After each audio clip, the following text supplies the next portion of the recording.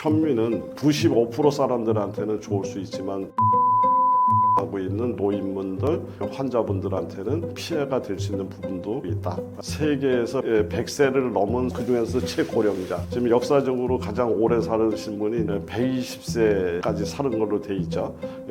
아주 최장수를 했던 그 기록에 나와 있는 분들의 대부분들이 술과 담배를 다 하셨다는 거예요. 그럼 술, 담배를 먹어야 오래 사는구나, 그 뜻이 아니고요. 술, 담배가 들어왔다고 하더라도 그것을 해독하고 처리하는 능력이 훨씬 더 강했기 때문에 그것이 문제가 되지 않았다. 이 식사의 패턴을 바꿈으로써도 그런 기능을 활성화시킬 수도 있고요. 소화가 잘 안 된다든가 여러 가지 건강에 문제를 갖고 있는 분들한테 여러 가지 채소를 집어넣는 밥을 생각하게 됐고요. 그 밥 하나만으로도 혈당 스파이크, 당을 관리할 수 있는 좋은 밥이 될 수 있다. 밥에다가 여러 가지 채소를 건조해서 집어넣는 것은 가장 추천하고 싶은 하나의 방법이다. 우리가 먹는 현미가 우리 몸을 망칠 수도 있다던데 사실인가요?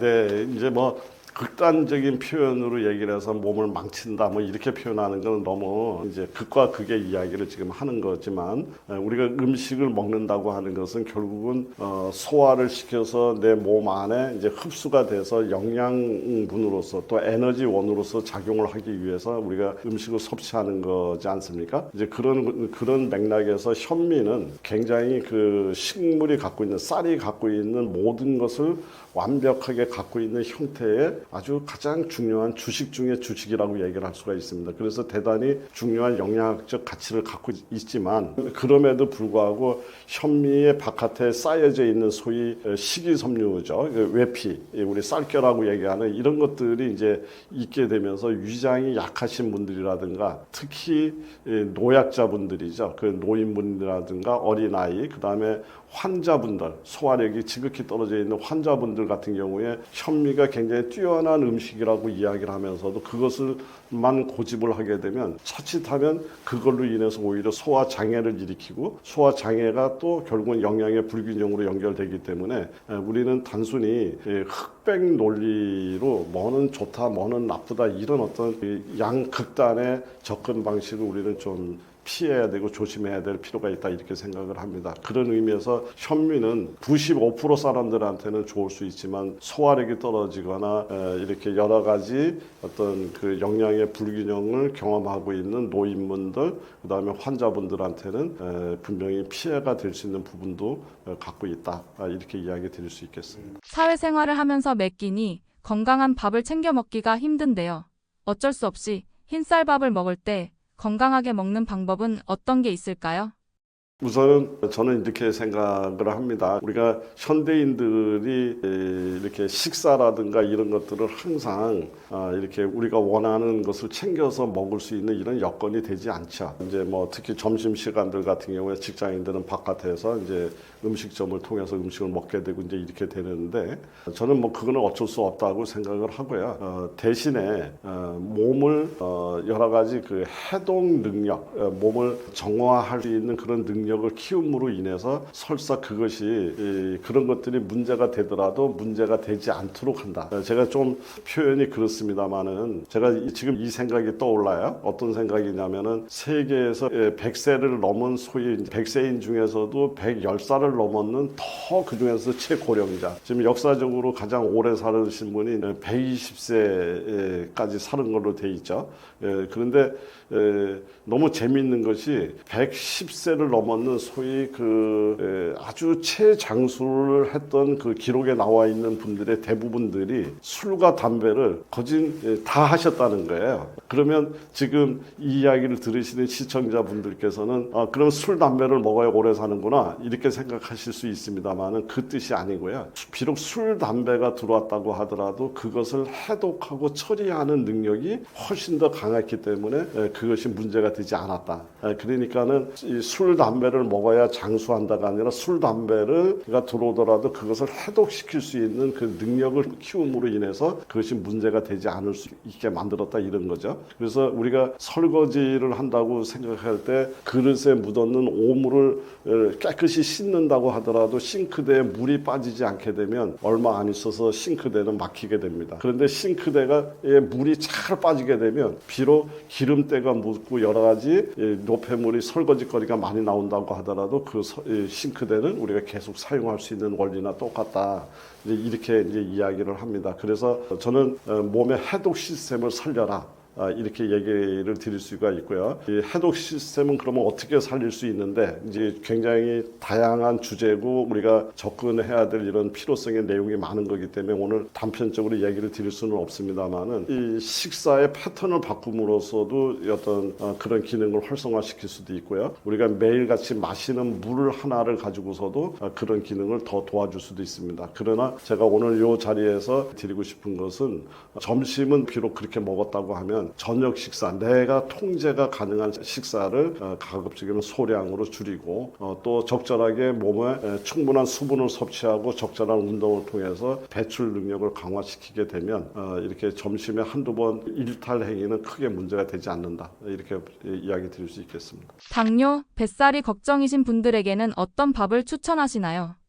제가 그래서 이제 생각을 해낸 것이 뭐냐면 그 현미가 이제 굉장히 유익한 그런 이제 형태다라고 이제 보통 이야기를 하는데 이제 소화가 잘 안 된다든가 여러 가지 이제 건강에 문제를 갖고 있는 분들한테 또 현미만을 강조하기가 어려우신 분들한테 제가 간혹 이런 방법을 씁니다. 뭐냐면 밥에다가 흰쌀밥도 좋으니까 이 밥에다가 그 현미의 그 겉껍질, 그 미강이라든가 이제 이런 것들이 대신할 수 있게 소화가 잘 되는 재료를 우리 한번 선택해 보자. 이래서 이 밥에다가 여러 가지 채소를 집어넣는 밥을 이제 생각하게 됐고요. 그래서 뭐 예를 들면 무라든가 마라든가 연근이라든가 우엉이라든가 당근, 그다음에 버섯류, 팽이버섯, 송이버섯, 표고버섯, 그다음에 여러 가지 또 우리 채소들 많지 않습니까? 단호박이라든가 뭐 하다못해 고구마라든가 이제 이런 여러 가지 그 우리가 채소라고 이야기하는 이런 것들을 전부 건조시켜서 아주 이제 거칠게 분쇄를 해놔서 이렇게 혼합을 해놨는 건조된 채소를 준비해 놓으셨다가 밥을 할 때마다 그거를 한 숟갈씩 집어넣어서 이 흰쌀밥에 부족한 식이섬유를 여기서 보완을 하면서도 이 채소가 갖고 있는 여러 가지 영양학적 가치를 플러스해서 흰쌀밥의 단점을 보완하는 이제 이런 방법으로 식사를 하는 게 좋겠다. 이제 이런 이야기를 이제 많이 드리죠. 그래서 제가 채소를 건조해서 만들었는 이런 작국이다라는 뜻에서 이제 밥에다 넣는 채소 밥채라고 제가 이제 새로운 용어를 만들었습니다. 이제 당뇨와 관련돼서 이제 좀 더 이야기를 드리고 싶은 것은 이 당뇨는요, 우리가 당뇨라는 진단을 받은 사람이든 진단을 받지 않았던 사람일지라도 우리 순간순간 당뇨와 유사한 증상들이 우리 몸에서 일어납니다. 이제 그래서 내가 아이스크림을 먹었을 때 설탕이 들어있는 어떤 그 음료를 마셨을 때 순간적으로 당이 쫙 하고 올라가죠. 이제 이런 것들을 올라갔을 때 요 순간은 꼭 당뇨 환자와 유사한 상황이 벌어진 거고요. 이것을 우리는 스파이크라는 용어로 설명을 하고 있는데요. 이 혈당 스파이크 현상이 일어나면 그때마다 우리 몸 안에 이 혈관이 소실되거나 혈관이 막히거나 혈관에 염증이 생기거나 하는 그 혈관의 문제로 이렇게 진행이 됩니다. 그러니까 이게 모여서 결국은 우리 몸을 이제 상하게 만드는 이제 이런 원인이 되기 때문에 내가 당뇨가 있다는 이야기보다도 저는 더 강조하고 싶은 것은 혈당 스파이크를 막는 습관을 갖자. 이런 이야기를 드리는데 혈당 스파이크를 막는 방법은 제가 또 비유적으로 설명하면은 간단합니다. 뭐냐면 시골길에 이 차가 한 대밖에 가지 못하는 길에 앞에 가는 이 노후된 차량이 지나가고 있다면 뒤에 아무리 좋은 차가 와도 그 차를 앞질릴 수가 없으면 그 속도는 앞에 차가 결정하는 겁니다. 그런데 이 차의 순번이 바뀌어버리면 좋은 차는 벌써 훅 하고 지나가고 좋은 차는 이렇게 가게 되는 이제 이런 거죠. 그러니까 이 우리 몸 안에 비록 당이 들어왔다고 하더라도 앞에서 누군가가 가로막고 그 당이 우리 몸에 흡수되는 속도를 지연시켜 줄 수 있는 작용이 있다 그런다면 당도 우리는 충분히 관리할 수 있다. 이렇게 이제 우선 큰 습관이고 큰 이론에서 이렇게 한번 쳐다보자면 예를 들어서 이 쌀밥을 먹어서 당이 올라갔습니다. 그리고 당이 올라가고 옆에 채소를 먹었어요. 이런 경우에는 이미 혈당 스파이크는 생겨난 이후고요. 근데 이것을 이제 거꾸로 하는 겁니다. 그러니까 채소를 먼저 먹고 그다음에 밥을 먹게 되면 채소의 힘에 의해서 뒤에서 밥에서 올라오는 혈당을 막아줄 수 있기 때문에 혈당 스파이크를 막을 수 있는 그런 음식을 먹는 이 순번을 바꿈으로 인해서 우리가 혈당 스파이크를 막을 수 있는 그런 것들을 우리가 만들어낼 수가 있습니다. 근데 이거 복잡하지 않습니까? 그러면 차라리 얘를 다 한 군데다 집어넣고 비벼서 비빔밥을 먹자. 우리나라 최고의 또 K 푸드 중에 하나가 비빔밥이지 않습니까? 근데 이 비빔밥은 대단히 중요한 혈당 관리하는데 좋은 접근 방식이라고 저는 생각을 합니다. 그래서 채소와 신쌀이 섞여져서 이게 되면 이 채소가 이 신쌀에서 나오는 여러 가지 이런 혈당 스파이크적 요인을 이제 막아줄 수 있는 억제할 수 있는 이런 힘이 있죠. 이제 다시 정리하자면 저는 밥을 할 때 여러 가지 건조한 채소 이런 것들을 채소를 충분히 집어넣은 이런 밥을 만들게 되면 그 밥 하나만으로도 혈당 스파이크 또는 당을 관리할 수 있는 좋은 밥이 될 수 있다. 이렇게 생각을 합니다. 채소를 싫어하는 아이에게 채소를 먹일 수 있는 방법은 없을까요? 네, 그 채소를 싫어하는 경우에도요, 결국은 이제 우리가 좋아한다, 싫어한다라는 개념에서 어떤 우리가 흔히 이야기하는 체질적인 문제라든가 이런 거 연관지어서 뭐 어떤 노력을 해도 이게 잘 안 되는 이제 이런 부분도 없지 않아 있기는 합니다. 이제 그렇기는 하지만 대부분의 경우는 이제 이 습관을 어떻게 들였느냐, 특히 어려서 어떠한 습관을 갖고 있느냐가 평생 식습관으로 연결된, 그러니까 특히 맛과 연결되는 이런 경우를 종종 봅니다. 그래서 저는 흔히 이야기할 때 우리 인체에서 가장 똑똑한 장기가 어디냐라고 제가 이제 이야기를 하는데 저는 가장 똑똑한 장기가 혀라고 생각을 합니다. 그래 혀는 자기가 먹었을 때 좋았던 맛을 절대 잊어버리지 않고요. 자기가 먹었을 때 나빴던 맛 또한 잊어버리지 않습니다. 그래서 이 혀는 항상 자기가 좋아했던 맛만 먹으려고 하는 경향을 보이고 있기 때문에 저는 혀를 가장 똑똑한 장기라고 얘기하는데 그중에 뭐냐면 앞에 헛자가 붙습니다. 헛똑똑이라고 얘기를 합니다. 그러니까 우리 몸이 건강해지려고 하면 혀가 좋아하는 음식이 아니라 몸이 좋아하는 음식을 먹어야 되는 거죠. 노자의 도덕경에 보면 오미구상이라는 말로 혀가 좋아하는 음식을 먹다 나면 우리 몸이 상할 수 있다라는 이런 말로 굉장히 그 오래전에도 그런 말을 경계를 한 그런 내용을 우리가 볼 수가 있는데 제가 정리를 하자면 어린 아이들한테도 그 밥채의 형식을 잘 빌려서 밥에다가 적은 양으로 이제 건조한 이런 이 채소를 건조한 이것을 밥에다가 이렇게 집어넣으면 사실은 잘 모릅니다. 제가 경험상으로 여기에 채소가 들어온 밥이라는 거를 전혀 눈치를 못 채는 정도가 아니라 왜 이 밥이 맛있어? 이제 이렇게 이 얘기를 오히려 역으로 이렇게 피드백되는 경우를 종종 봤습니다. 그래서 어려서 이런 습관을 들여주는 작업이 굉장히 중요하다고 생각을 하고요. 이제 저희가 그 흔히 요즘 그 이제 서구화된 음식이라고 얘기하는 피자가 됐던 햄버거가 됐던 여러 가지 우리 인스턴트 식품들 같은 경우 또 육류가 중심으로 된 이런 음식들은 우리가 가르치지 않아도 이 우리가 어쩔 수 없이 우리가 성장 과정에서 그들 음식을 만나고 또 맛있으니까 그거는 그대로 먹을 수가 있습니다. 그러나 채소가 되고 우리가 건강한 식단, 그다음에 우리가 흔히 이야기하는 전통적인 음식들은 가르치지 않으면 영원히 그 맛과 친숙해질 수 없다는 것을 우리 특히 어린아이를 기르고 있는 학부모님들께 꼭 강조드리고 싶습니다. 그래서 어려서부터 우리 음식들을 잘 가리키고 익숙하게 만드는 그런 습관, 이것들이 굉장히 중요한데 밥에다가 여러 가지 채소를 건조해서 집어넣는 것은 그런 여러 가지 그 습관을 바꾸는 접근 방법 중에 아주 가장 추천하고 싶은 하나의 이 방법이다. 이렇게 이야기 드릴 수 있겠습니다. 의학이 발전했는데도 불구하고 여전히 사망률 1위가 암인 이유는 무엇일까요? 암을 극복하기 어려운 이유는 우선 그 암의 원인이 너무 다양하다는 데 있는 것 같아요. 그래서 그 다양한 원인, 뭐 바이러스에 의해서 옮겨지는 암도 있고요.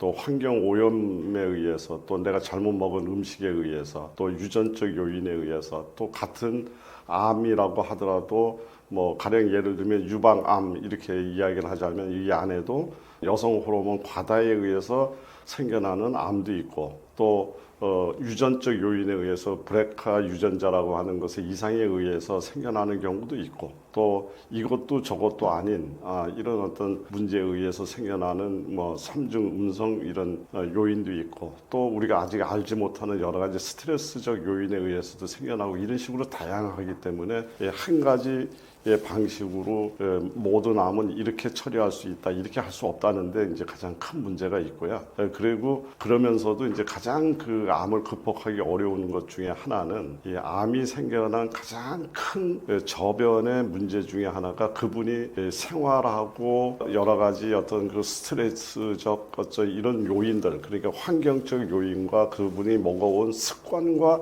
연관되어 있는 경우가 굉장히 많습니다. 그런데 이제 우리는 암을 바라볼 때 그 암만 없애면 된다라고 지금 현대의학적 관점에서는 생각을 하는데, 사실은 암을 없앴다고 하더라도 암을 일으키는 원인을 제거하지 않는 한 이 암은 도로 또 발병될 수밖에 없는 문제를 갖고 있는 질환이기 때문에 지금 현대의학이 이 어떤 그 완치라고 하고 또 암 치료는 이렇게 하는 겁니다라고 얘기하는 어떤 기본적 그 방향을 제시하지 못하는 것 아닌가, 저는 그렇게 생각하고 있습니다. 미국은 암 사망률이 2위인 대비해 한국은 1위입니다. 어떤 이유 때문일까요? 이제 우리 암 환우들을 만나면서 항상 강조하는 이야기가 바로 이 부분인데요.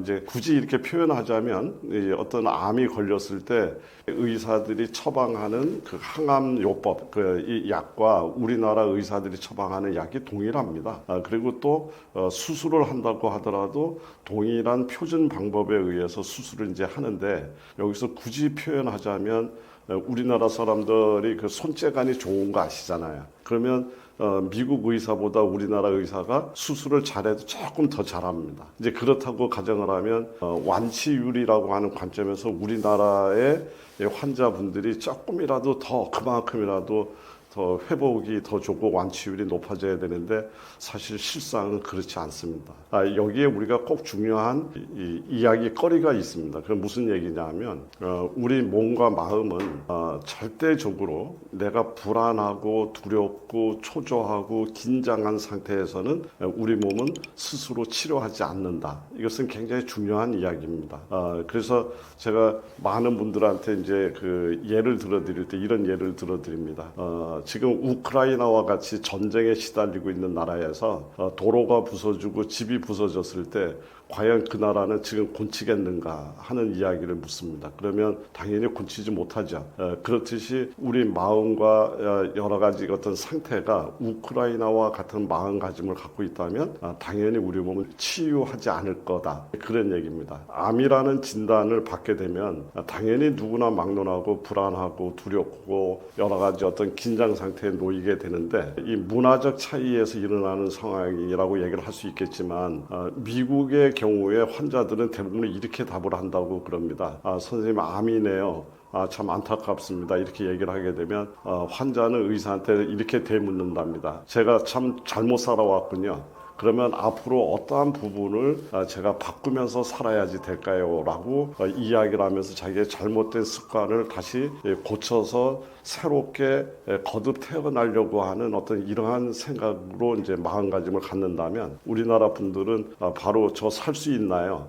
제가 살 수 있는 날은 얼마인가요? 이제 이런 개념에서 이제 의사들한테 질문을 하게 되는데, 이 얘기의 차이는 너무나 크다. 뭐냐면은 두려움 속에서 이 암을 만나는 거고요. 하나는 내가 무엇인가 잘못된 것을 바꿔야 되겠다라는 관점에서 암을 대하고 있는 겁니다. 이것이 암을 완치율을 바꿔놓는 가장 중요한 포인트라고 생각을 하고요. 그래서 어떠한 암 환자분들이라도 또 그 상황이 어떠한 상황이라고 했을지라도 진단을 받고 나서 최소 최소한 100일 이내에 이 처음에 그 두렵고 긴장되고 무섭고 했던 그런 감정을 이제 정리하고 빨리 내가 이제부터는 이렇게 살아가야 되겠구나, 이러한 습관을 새로 만들어야 되겠구나, 이렇게 정리를 하는 것이 이 암 생존율을 높이는 저는 51%의 이야기라고 생각을 합니다. 한국인들이 암을 받아들이는 태도가 조금 다르다는데 어떻게 다른가요? 네, 지금 이제 방금 전에 이야기 드렸던 것처럼 이 한국 사람들이 암을 받아들였을 때는 너무나 긴장하고 두렵고 그다음에 이제 사형 선고를 받은 것처럼 마치 이제 이렇게 암을 대하고요. 그러면서 굉장히 우왕좌왕하게 되죠. 그러면서 여러 가지 정보를 검색하게 되는데 이런 어떤 정보를 검색하는 과정에서 뭐 그냥 괜찮다, 좋다, 얼마나 많이 있습니까? 이런 자료들이. 그래서 그런 것들을 선택하게 되고 이제 이렇게 하면서 올바르 이제 그 암을 치료할 수 있는 어떤 방향, 그 길을 선택하지 못하고 그래서 본인은 굉장히 많은 노력을 하고 있는 것 같지만 사실은 제자리 걸음을 하고 굉장히 방황하는 이런 모습을 우리 많은 환자들을 통해서 봅니다. 당연히 암이라는 받았을 때 초기에 당연히 그런 어떤 심리적 갈등이 일어나는 것은 너무나 당연하고 너무나 있을 수 있는 일이라고 생각이 되는데 그러나 이런 것들이 얼마나 빨리 이제 정돈이 되고 이제부터는 내가 이렇게 이 암을 극복해 나가야 되겠구나, 이런 어떤 방향을 결정하는 과정이 중요한데 그 과정이 우리나라 경우는 너무 길다. 그리고 또 그 과정 속에서 그 환자의 판단을 도와주는 주변의 그 전문가들도 부족하고 또 상대적으로 그분들의 어떤 심리라든가 이런 것을 활용을 해서 수많은 사람들이, 제가 간혹 가다가 이야기를 합니다만 이리떼처럼 덤벼드는 어떤 경제적 논리들이 아주 막 이렇게 존재를 하면서 더욱 그분들의 갈등을 부채질을 하는 이런 것들을 이제 이게 보게 되면서 이런 저런 요인들이 우리나라 사람들이 그 암을 극복하는데 많은 장애가 되고 있구나, 이런 생각을 합니다. 그래서 부족하지만 이제 제가 항상 이야기하는 이야기는 뭐냐면 제가 암을 치료하고 암을 방법을 갖고 있다는 이야기보다는 이 길로 가세요, 이 길로 가는 것이 맞습니다라는 이정표 같은 사람이 되고 싶다는 것이 저 또 개인적인 생각이기도 합니다. 암 치료에 정말 중요한 건 무엇이고 음식으로 암을 치유하려면 어떻게 해야 할까요? 이제 저는 지금 이야기 드리는 것처럼 우선 가장 중요한 것은 우선 심리적으로 안정을 찾아내는 일이겠죠. 그래서 이제는 내가 반드시 극복할 수 있다.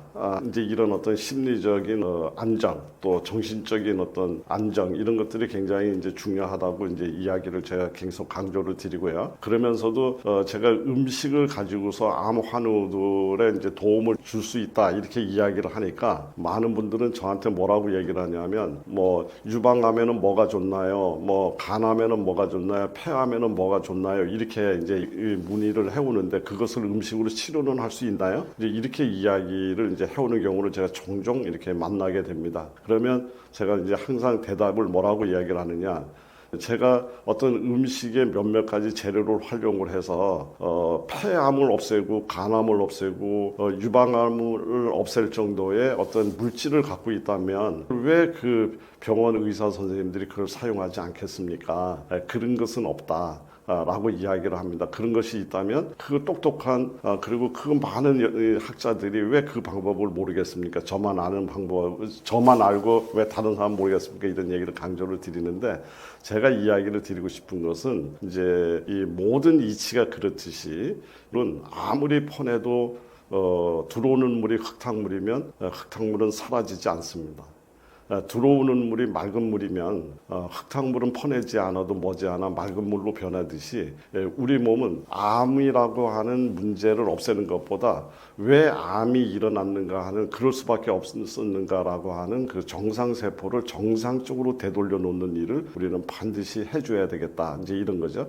그래서 지금 현재 생겨난 암은 병원의 도움에 의해서 이 치료를 받더라도 우리 정상세포를 정상적으로 되돌려 놓는 것은 것은 수술이나 약으로는 불가능한 영역이다. 그것은 반드시 음식만이 해결할 수 있는 영역이기 때문에 음식은 단순히 치료의 보조제가 아니고 음식이라야만 모든 난치성 질환에 마침표를 찍을 수 있다. 이제 이렇게 이야기를 드리는 겁니다. 그래서 음식은 그래서 이 암 치료를 하고 암 치료를 마무리하는 데 가장 중요한 필수 조건이다라는 얘기를 강조드립니다. 유전적 요인으로 암에 걸리는 비율은 어느 정도 될까요? 이 암이 발생하는 데는 여러 가지 요인이 있다고 이제 말씀을 드렸는데요.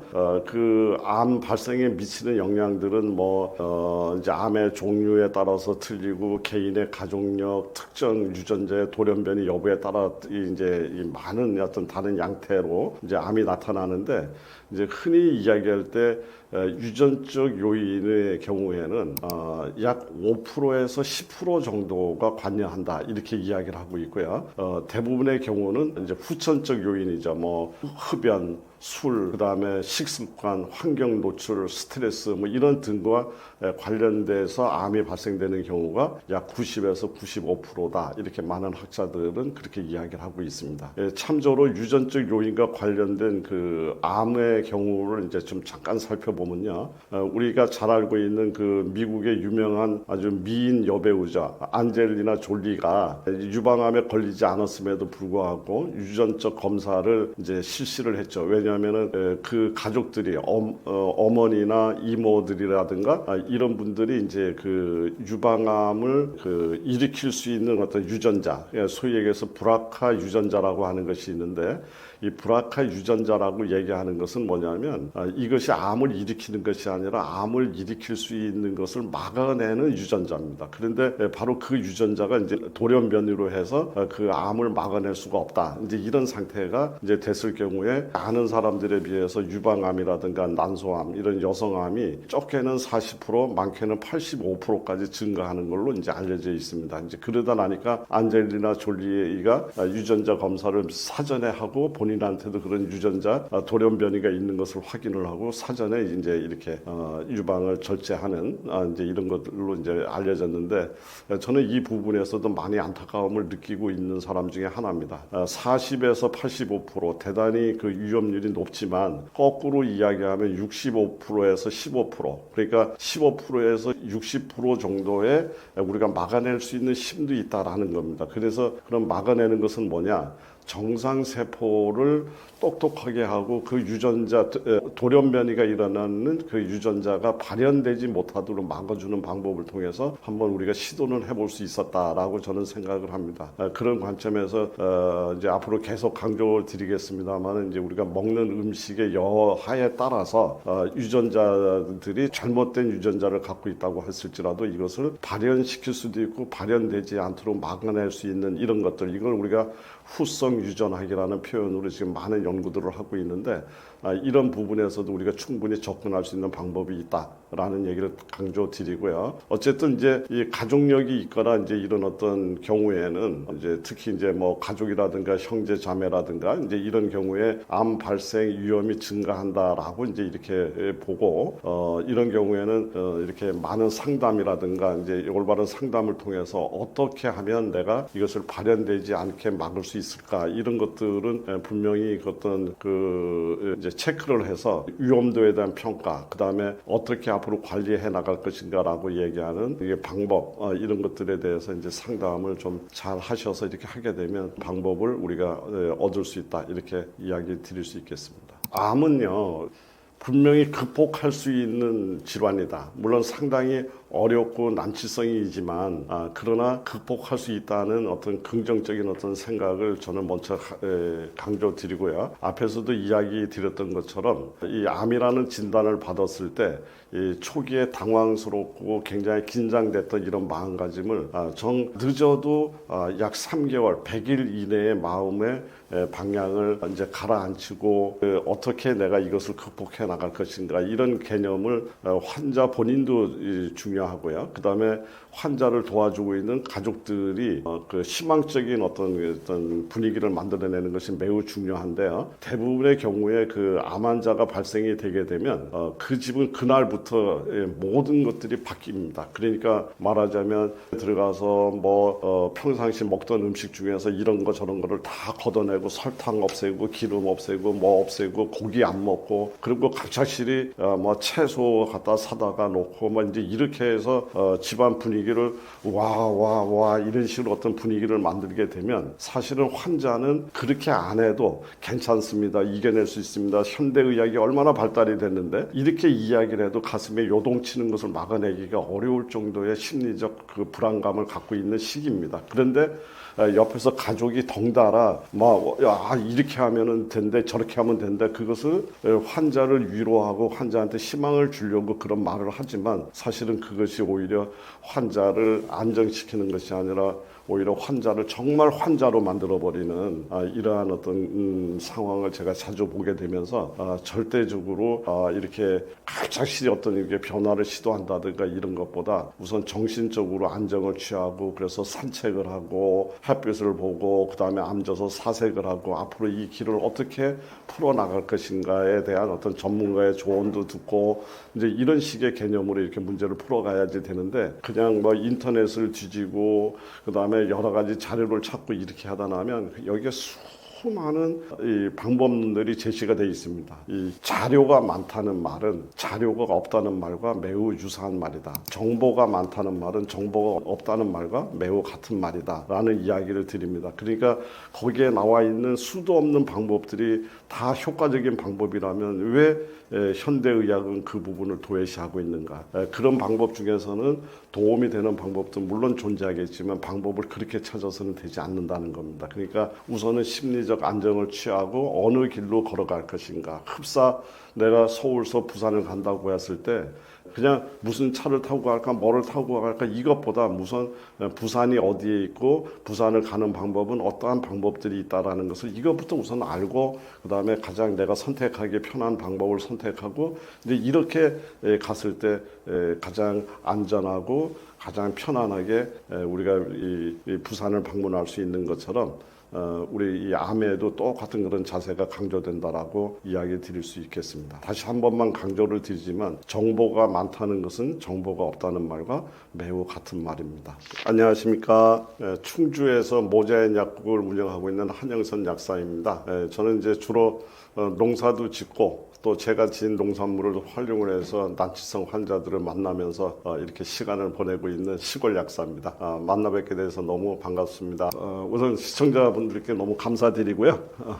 제가 이렇게 좋은 인연이 돼서 여러 시청자분들을 이렇게 만나 뵙게 돼서 이런 이야기를 드릴 수 있는 것을 너무 감사드립니다. 저는 평상시에 항상 시간이 되고 틈이 날 때마다 강조하는 이야기지만 우리가 병이 나고 우리 몸의 건강을 지키고 하는 것은 사실은 이 발전된 의학이나 발전된 의약품이 아니라 매일같이 생활하면서 먹고 있는 음식, 그 다음에 어떠한 생각, 어떠한 생활 환경 이런 것들에 의해서 우리 몸이 건강이 지켜지고 또 질병을 회복할 수 있는 힘이 생겨납니다. 그런데 지금 그런 부분들을 도외시하고 현대의학이 제공하고 있는 수술이나 약에 의해서 내 건강을 지키겠다고 이렇게 생각을 하게 되면 여러 가지의 우리가 문제점을 우리가 가질 수밖에 없습니다. 그래서 좀 더 냉정하게 이렇게 쳐다보면 현대의학이 해결할 수 있는 능력에 많은 한계가 보이고 있다. 그래서 감염증이라든가 수술이라든가 외과적 문제는 현대의학이 뛰어난 능력을 발휘하고 있지만 우리가 만성화되고 있는 질환에 대해서 현대의학이